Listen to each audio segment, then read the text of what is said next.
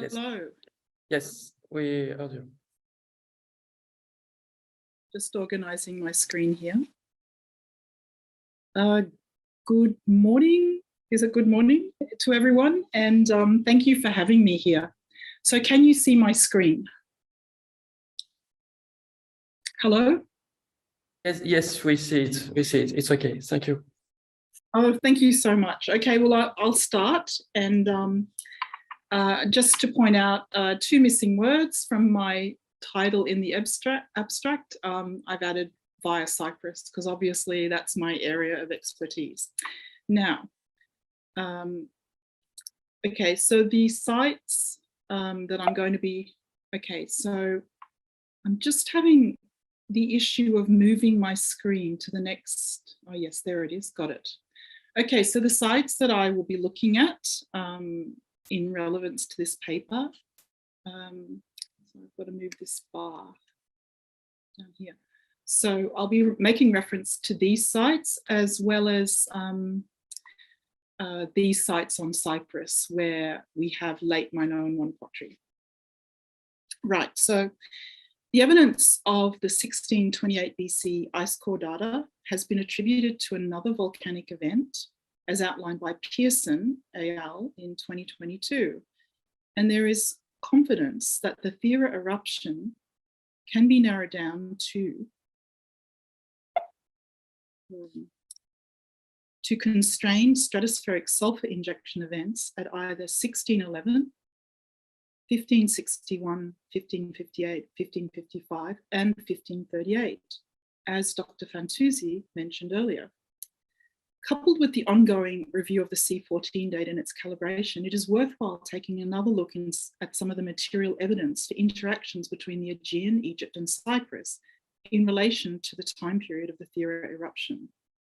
The earlier arguments for a 17th century BCE date presented a quandary to some archaeologists like myself as to how this could be synchronized with the material culture intersections that were then used to determine chronological connections between the Aegean and Egypt and Cyprus. The cataclysmic event of the massive volcanic eruption on Thera, with its consequent damages, must have had far-reaching impact in the Aegean and East Mediterranean, and has been recognized by many scholars. The picture of disaster has recently been added to through an examination of the site stratigraphy of the settlement remains discovered at the site of Chesmi Baglararasi, where the following dramatic sequence events has been documented by Professor Vashif Shahoglu and his team, whom I recently heard speaking at the AWA, in the AWA lecture. And I just want to quote this because I just find it so dramatic, so please forgive me. The eruption of the Thera volcano, and this is a quote from Professor Shahoglu's 2021 paper, and with his colleagues, the eruption of the Thera volcano produced a series of tsunami landfalls, 4 discernible horizons identified. The first tsunami, portions of the structures in the water's path failed, and those stones were strewn across the area. In some cases, walls tumbled into building interiors, carrying debris and construction materials, as well as unfortunate victims. Chesme Man, the well-preserved articulated skeleton within this tsunami layer, represents the only preserved human remains identified in deposits associated with the Late Bronze Age eruption of Thera. After a short hiatus, a few hours, during which tephra accumulated, a second tsunami arrived. Following this second tsunami, a longer period of quiet occurred following the ash to accumulate, allowing the ash to accumulate on top of the tsunami debris. Meanwhile, fires were actively burning throughout the Aegean. As the ash fell and burning materials floated at sea, after the hiatus, a third, smaller tsunami incursion delivered a package of sediments and charred or still burning materials. After the third tsunami, we suspect that there was a longer days to weeks quiescence in event activity, during which people began to search for human remains and collect materials for repairs or new construction. Unfortunately for them, this period ended as another tsunami arrived, of similar magnitude to the first tsunami, and left another thick deposit over the already damaged area. This entire sequence is presumed to have occurred in a matter of days or weeks. Following the event, according to the archaeological remains, the thriving community at Chesmi Baglararasi ceases to exist for at least a century, end quote. This evidence from the excavations at Chesmi Baglararasi presents a dramatic scenario of the events surrounding the eruption of the Thera volcano. Many years ago, the Egyptologist, Dr. Fred Giles, an expert on the Amarna period, said to me words to the effect of, if the massive eruption happened during the New Kingdom, how extraordinary it was that there is seemingly no reference to it in the extensive written records that we have for the period, as he discounted the Storm Stealer and the Speos Artemidos inscription. For this reason, Dr. Giles considered the eruption had to have occurred before the New Kingdom. I did not accept his view, and in doing so, I have relied primarily on the archaeological evidence from Cyprus and the occurrence of Cypriot and Minoan finds in the stratigraphy of Tel Dabba, as first reported by Professor Manfred Vitak and the Austrian Institute excavations at the site and its environs. Regarding Cyprus, for Cypriot archaeologists of the early to mid-20th century, the absolute chronology of Egypt established by regnal years was the only tool available to develop an absolute chronology for the late Cypriot period of the island. Finds of late Cypriot pottery at sites along the Nile in association with New Kingdom objects enabled this. Thus, in 1926, Gjerstad used this evidence to establish absolute dates to a late Cypriot sequence to place the start of LC1 at 1600 on the assumption that pottery, if it's in the Nile already in the New Kingdom, it had to have occurred earlier. And this was based on a 1580 start from the New Kingdom. And for more than half a century, the stratified sequence at Tel Dabba, Esbet Helmi, etc., with its numerous middle to late Cypriot imports shown within the stratigraphy, has added to the understanding of the interconnections between the Egyptian Delta town and Cyprus. From these, Professor Vitak would say, especially significant was the repetitive pattern of the first appearance of Kamaris ware and Middle and Late Cypriot wares in the stratigraphy of a series of sites. This enabled the export of the Egyptian chronology to the Levant and to Cyprus by establishing timelines. This data from Egypt also established where the Middle to Late Minoan sequence be placed in relative terms to the Egyptian chronology, and was indicative of the approximate interaction between Egypt, the Aegean, and Cyprus at or near the time of the eruption event. The general conclusion of Aegean specialists is that the eruption occurred late in the LM1A period. However, even with the acceptance of this proposition, a major archaeological dispute arose. And I again quote Professor Vitak, who said, while scholarly consensus places this event during a late stage of late Minoan 1A, the absolute date is a matter of controversy. Archaeological evidence fixes the event towards the second half or even at the end of the 16th century BC. Radiocarbon analysis dates the eruption to the second half of the 17th century BC.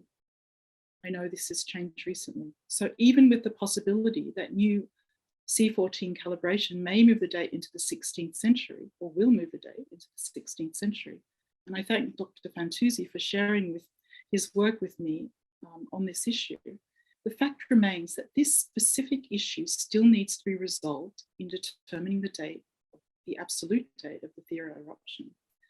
Cyprus has a contribution to this debate.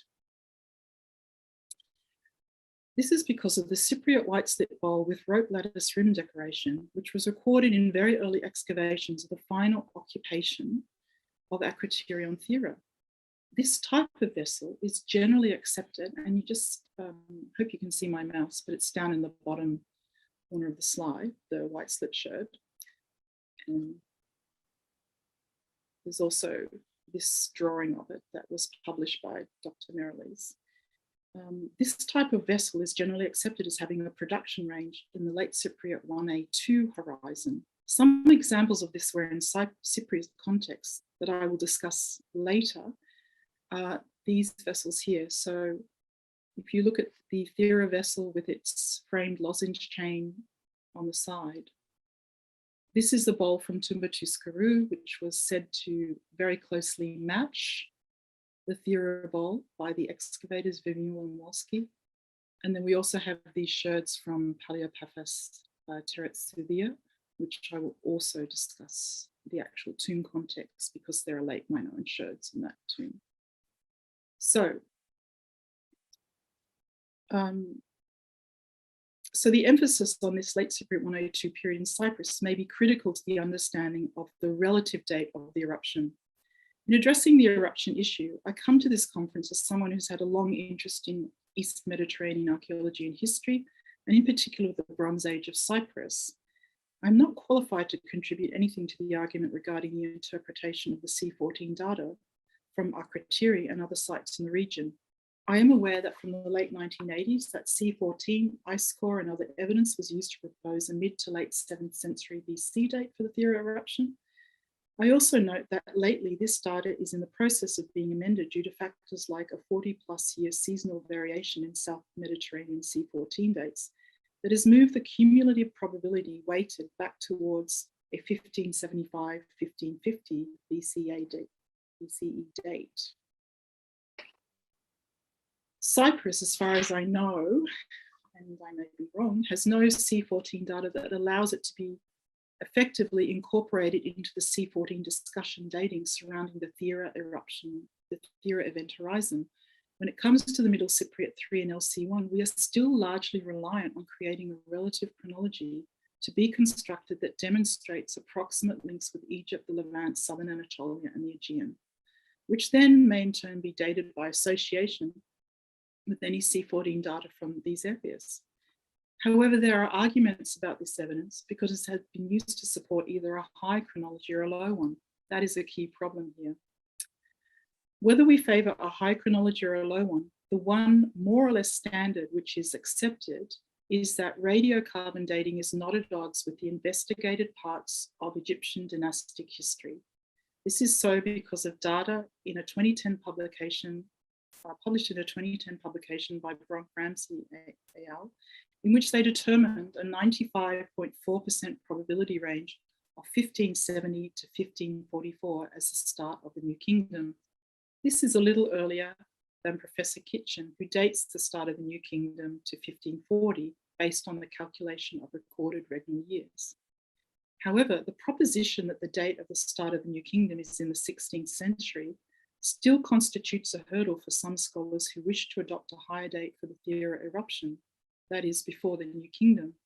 The problem with their view is to accept a higher date for Thera requires that the complete duration of LM1A will be moved almost completely before the start of the New Kingdom. As the Thera event is most likely to have been roughly contemporary with some part of late Cypriot 1A2, then the high date would require that this period also begin well before the New Kingdom. From my research, I have concluded that this late Cypriot 1A2 period refers to the links between Cyprus and other societies beginning just before the start of the 18th dynasty in Egypt and extending through the reigns of Ahmosa, Amenhotep I, Tutmosis I, and Tutmosis II. It begins with the first appearance of white slip and extends through the first major period of the production of this ware. In my 2007 work, I accepted that white slip 1 was found in stratum D2 at Tel Adaba, and that therefore late Cypriot 1A2 would need to start before the New Kingdom, which is similar to the position that Eine Jostad adopted in 1926, that if it's already there in the early New Kingdom, then it must start earlier on Cyprus. However, I note the following comment by Professor Hein, which is the transitional period, stratum D1, however, shows the income of late Cypriot 1A1 wares, such as bichrome wheel-made ware, possibly white lustrous wheel-made ware, black lustrous wheel-made ware, and monochrome.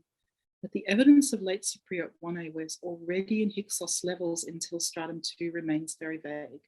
And I look forward to Professor Hein's paper tomorrow.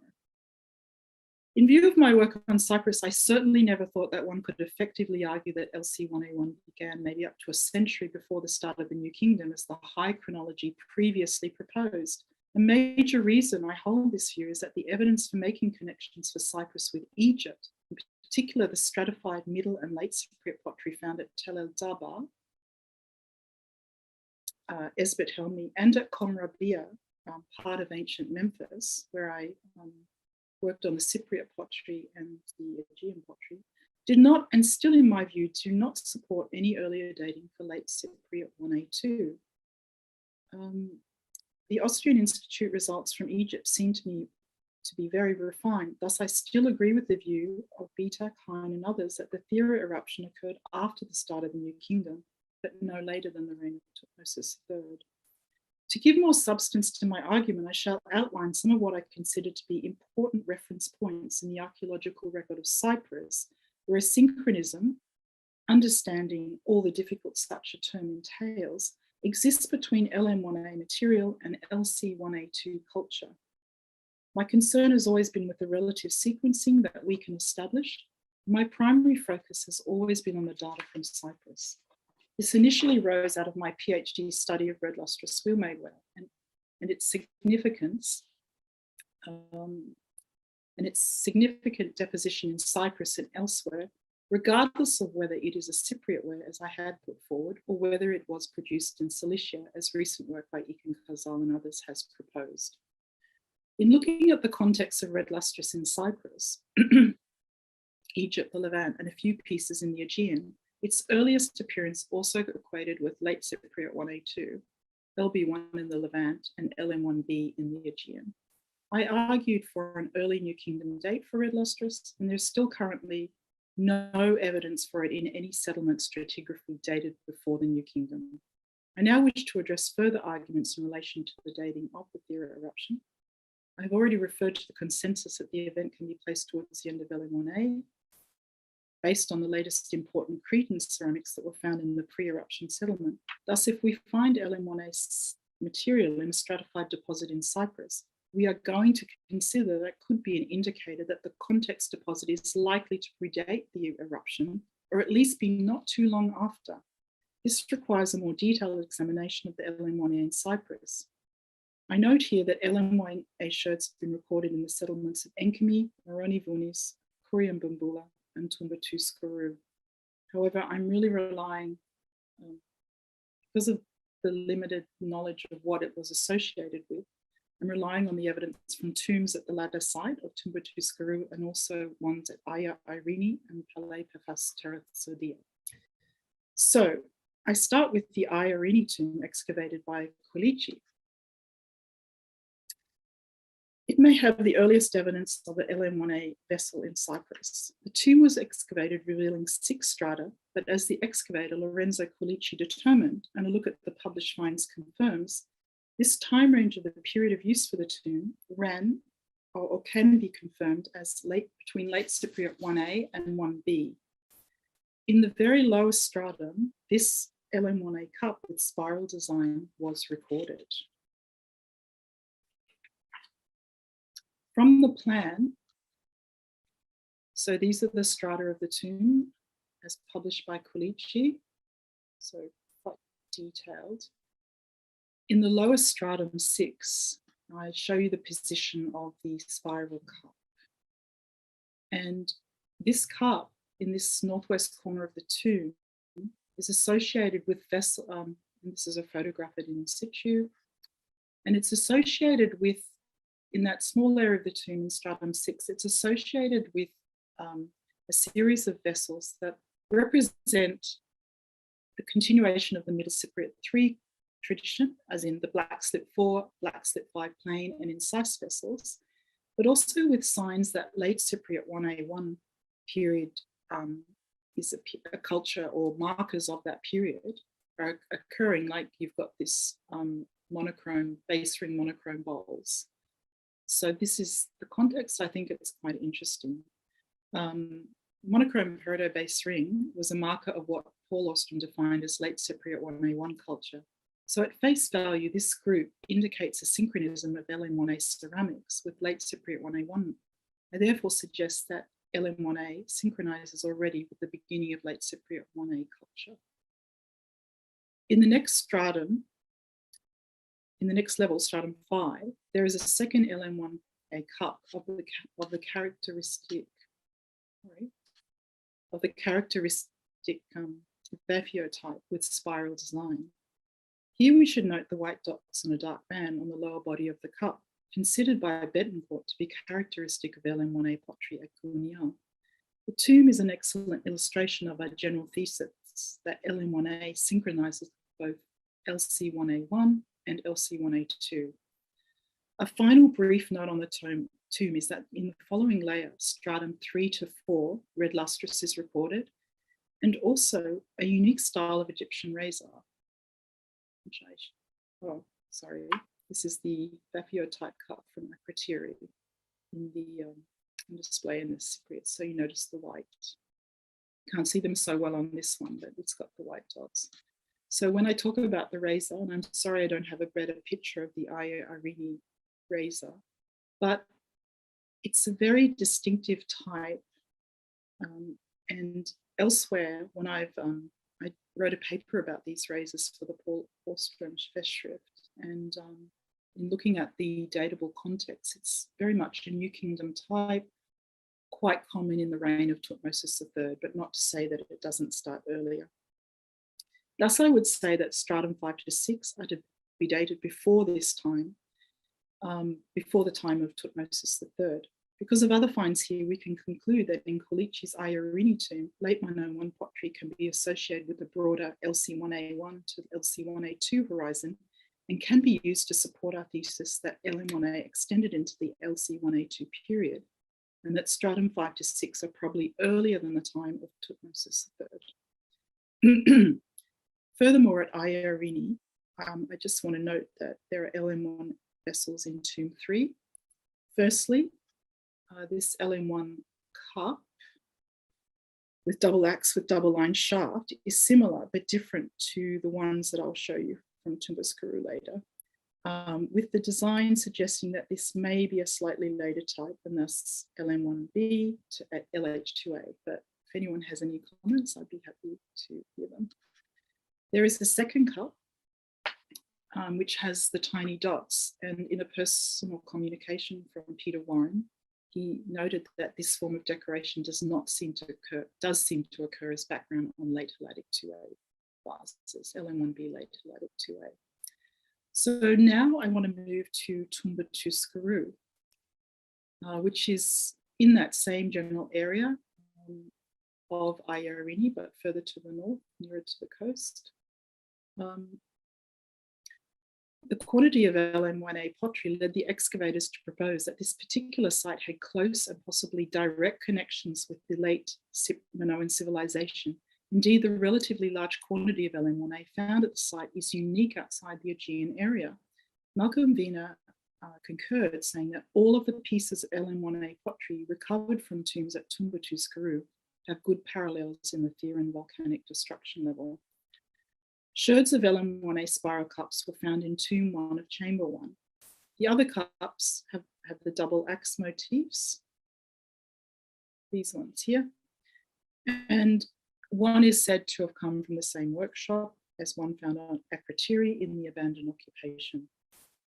And the example is shown in this illustration from the Tumbascaru volume of Emil Lomowski. This chamber was in use from the end of Middle Cypriot III, but no later than the end of LC1B, as the excavators originally proposed. And I'll just show you the other LM1 vessels from the tomb. There's this jug, and also this flower pot with lilies, which I think probably also has good examples in the Akrotiri destruction, in the occupation before the destruction level at Akrotiri. One further thing in the in this tomb is another razor. So you have, in the area of the northwest, you have two examples of these Egyptian rotating razors, and you see the one from Tumbascaru shows the rivets in place where there would have been a wooden handle. Okay. So now I move to the last site that I will talk about, which is on the southwest coast, that is Paleopathos Teratsudia, which is located to the east of the later precinct of Aphrodite. The late Cypriot chamber tombs were in quite a mess. I acknowledge that, as Michaelides wrote up in the report published by Professor Karagiogis. But I would say that the late Cypriot material in the tomb is very homogeneous, and that it could all be late Cypriot.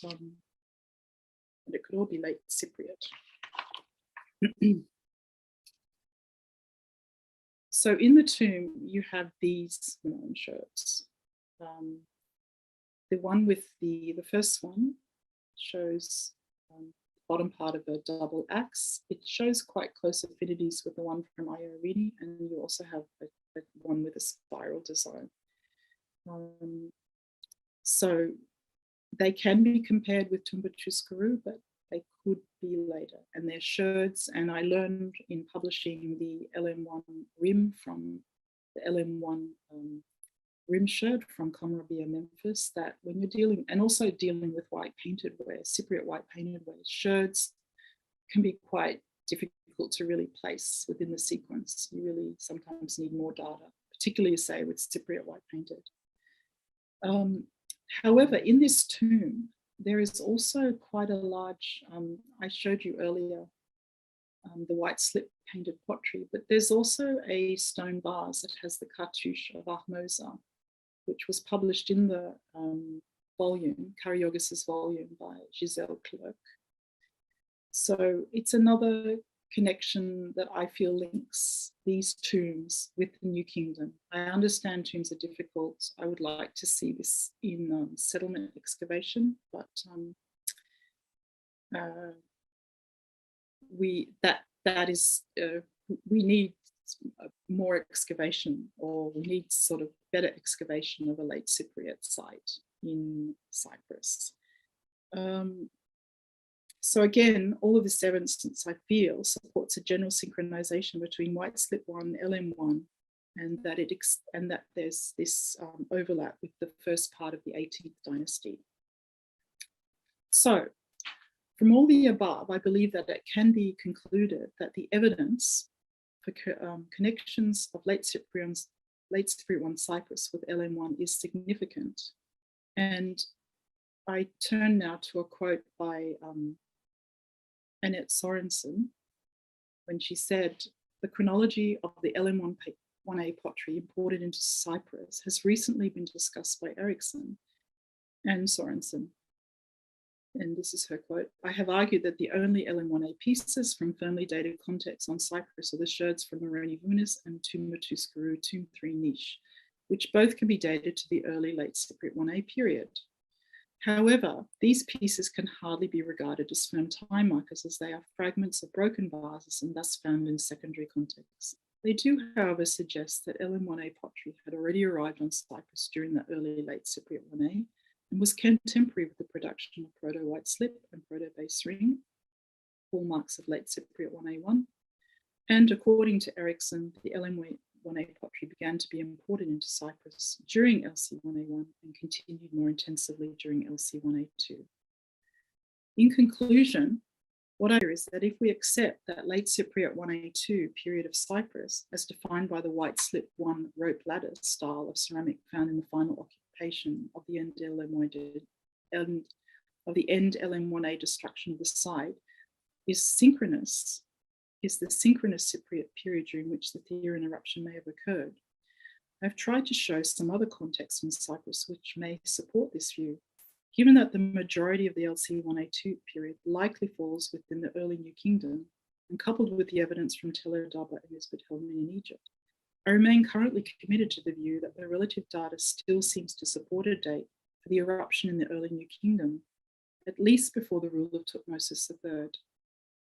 I thank you for listening to my talk, and I'm looking forward to hearing the remaining talks, particularly Charlotte Pearson's talk tomorrow, as all that data is really exciting. Thank you so much.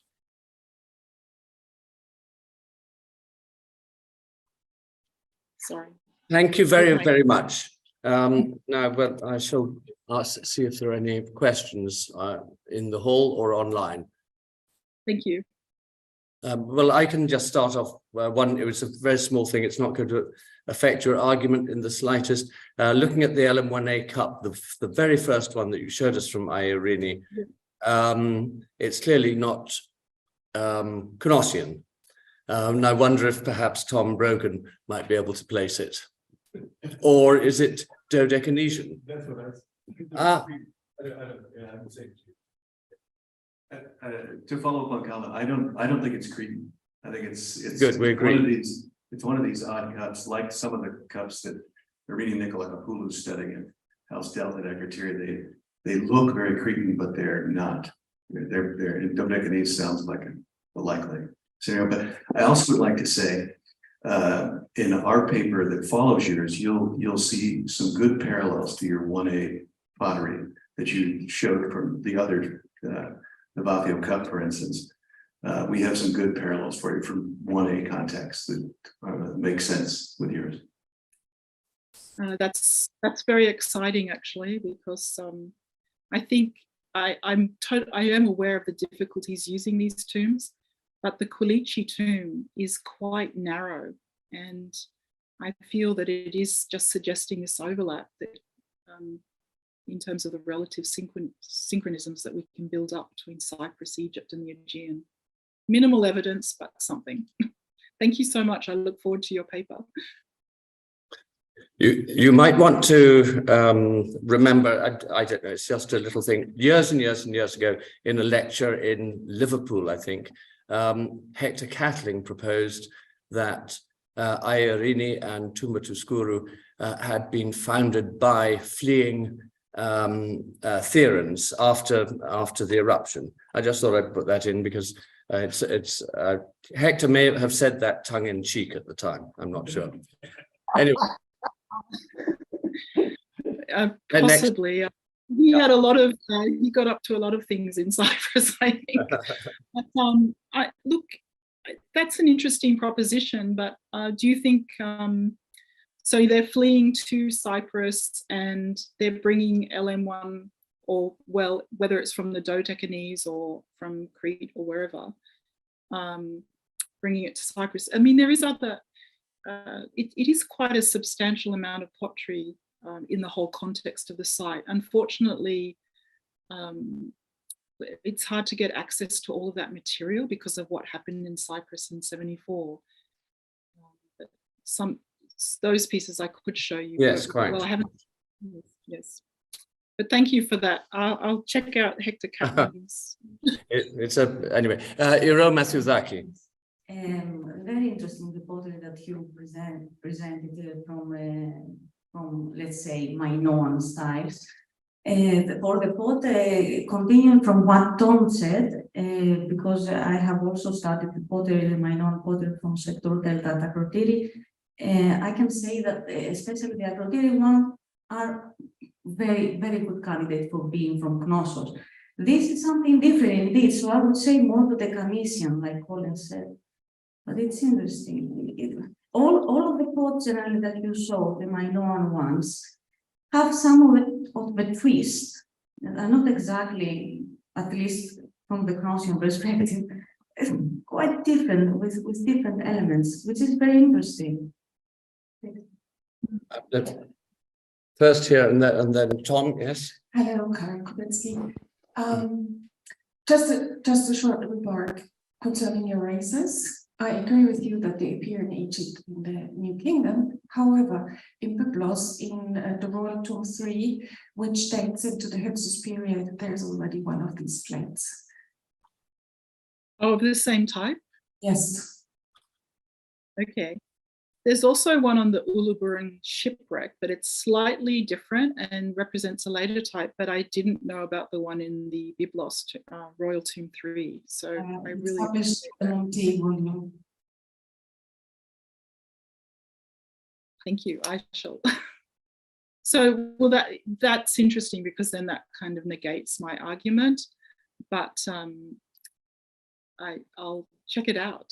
I'm always interested to track down these races. I was excited to see one in the museum in Bodrum that belonged to the Uluburun shipwreck as well. Not that it really relates to this period, but they're so rare outside of Egypt. You find them at Tel El Ajul and up the Levant.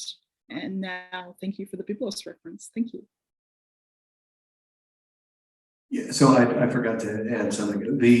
Those little double axes are hard to date. I think you're right. The ones that from tomb 3 with the dots, the pattern of fine dots around them, we find them in mixed. Certainly the plain ones appear already in L1A, but whether they continue into 1B, I think you were right that those two styles, the particular pair that you showed, look a little bit later.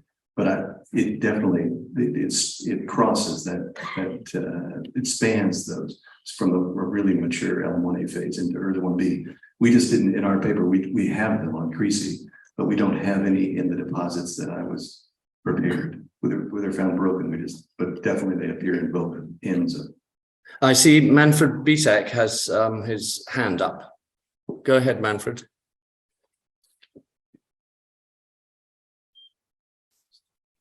I can't see you, Manfred.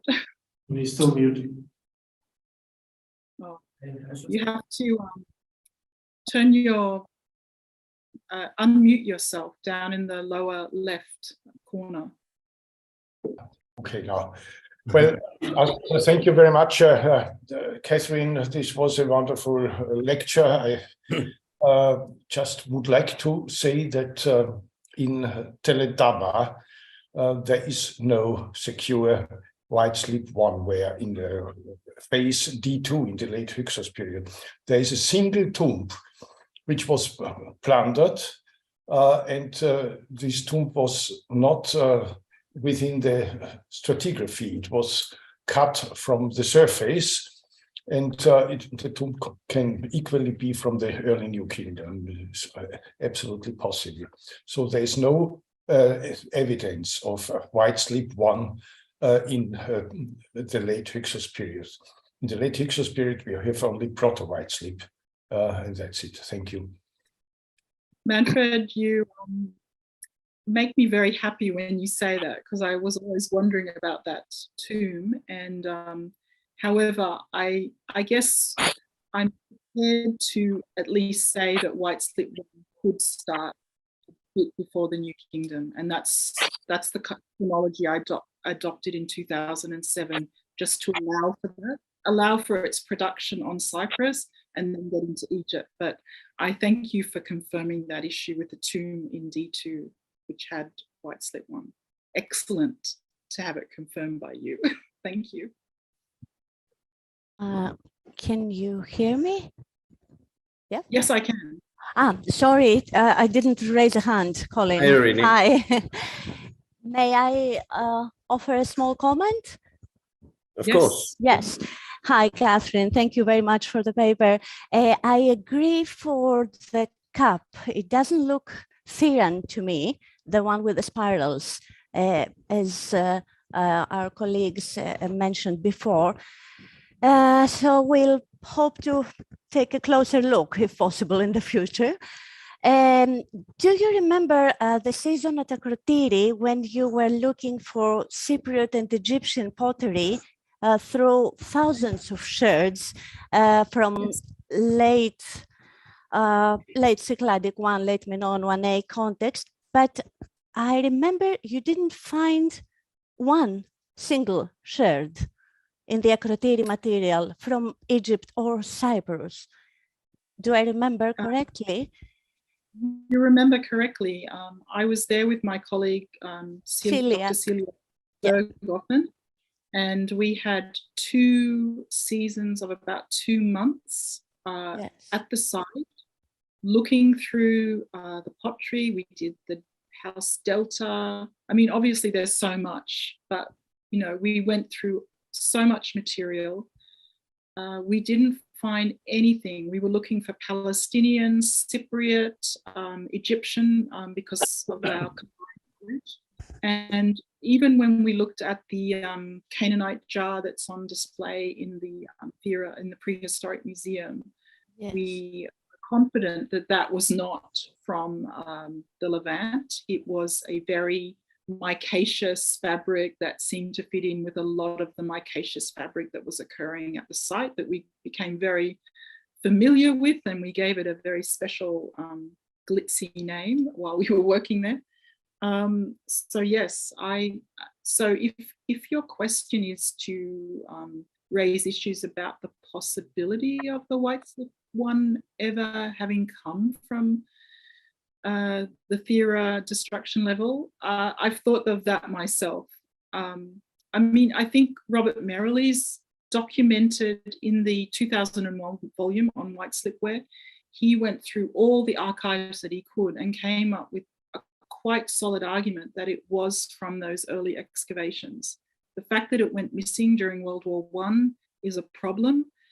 But yes, sad, in all that time in 2003 and 2005, we didn't find any other imported pottery. So thank you. It's nice to hear from you, Irene. Thank you, Kathryn. Yes, no, I didn't mean to cast any doubt on the provenance of the White Slip One bowl.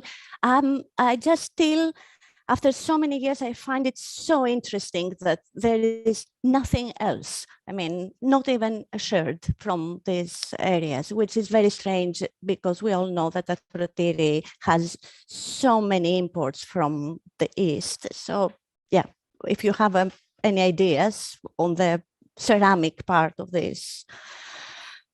I think that's what evidence from Cyprus, where you find this particular style of white slip with the rope ladder span, the frame lozenge, is occurring in contexts which relatively should fall within a similar period. You know, we obviously can't be that exact, but we're looking at the same horizon.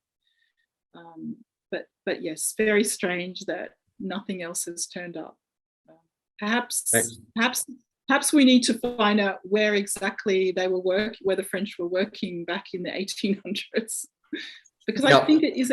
Kathryn, sorry, we must move on. Sorry, I'm sorry. And Yes. so one last question, I think. Thank you. Thanks, Irene. Again, concerning this storage jar that was found, Levantine-shaped storage jar that was found on Akrotiri. The shape is not a Middle Bronze Age shape. This jar, which Citrus Catloy inspected, she told me that she thinks it's of a local production from probably Akrotiri. It's not from the Levant. She looked at the fabric, and I thank her for that information. I have a suspicion already. And the shape is a Late Bronze Age shape. It's not a Middle Bronze Age storage jar shape. No, that's we discounted it too. It's the one that has the circular incision. Yes. No, it was definitely belonged to your part of the world. Thank you for confirming. But this part too, but if it's from my part of the world, it's not a Middle Bronze Age shape. It's a Late Bronze Age shape for sure. Okay, now thank you very much. If we have further questions on this subject, and indeed any other subject that has come up this morning, come back for a more general discussion at the end of the session this afternoon. But for now, we're going to break up and we're going to return here